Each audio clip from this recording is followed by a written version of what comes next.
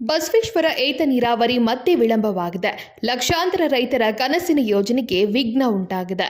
ಬೆಳಗಾವಿ ಜಿಲ್ಲೆ ಕಾಗವಾಡ ವಿಧಾನಸಭಾ ವ್ಯಾಪ್ತಿಯಲ್ಲಿ ಈ ಘಟನೆ ನಡೆದಿದ್ದು, ಐನಾಪುರ ಪಟ್ಟಣದ ಕೃಷ್ಣಾ ನದಿಯಿಂದ ಸುಮಾರು 23 ಹಳ್ಳಿಗಳಿಗೆ ವರದಾನವಾಗಲಿರುವ ಯೋಜನೆ ಇದಾಗಿದೆ.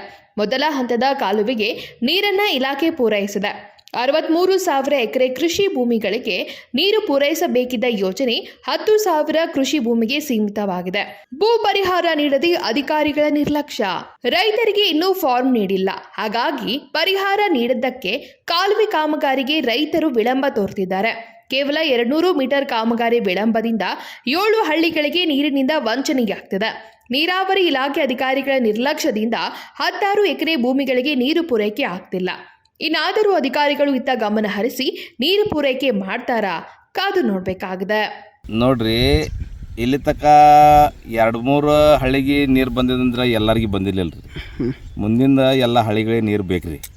ಎಲ್ಲರೂ ರೈತರು ಈಗ ಮಳೆ ಬಿದ್ದಾನ ಈಗ ಹರಿಶನ, ಕಬ್ಬ ಮತ್ತು ಗೊಂಜಾಳ ಹಾಕದಾರ್ರಿ. ಅದ್ರಿಗೆ ಎಲ್ಲರಿಗೂ ನೀರು ಬೇಕ್ರಿ. ಇಲ್ಲಿ ಸುಮ್ಮ ಬರೋದು, ತೆಂಗಿನಕಾಯಿ ಹೊಡೋದು ಮತ್ತು 4-5 ಹಳ್ಳಿಗೆ ನೀರು ಬರೋದು ಮತ್ತು ಜೂನ್ದಾಗ ಚಾಲು ಮಾಡ್ತೀವಿ ರೀ ಮತ್ತು ಜುಲೈದಾಗ ಚಾಲು ಮಾಡ್ತೀವಿ ಹಿಂಗೆ ಅನ್ಲತ್ತಾರ ರೀ.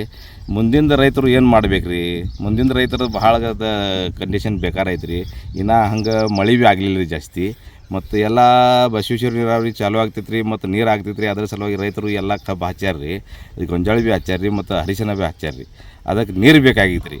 ನಮಗೆ ನೀರದ ಏನು ಭೀ ಮಾಡ್ಕಿಸಿಂದ ಪ್ರಯತ್ನ ಮಾಡ್ಕಿಸಿಂದ 2 MLA ನಮ್ಗೆ ನೀರು ಬಸವೇಶ್ವರ ನೀರಾವರಿ ಕಂಪ್ಲೀಟ್ ಮಾಡ್ಕಿಸಿಂದ ಕೊಡ್ಬೇಕನ್ನ. Ajit Koth, KMM Kannada news, Chikkodi.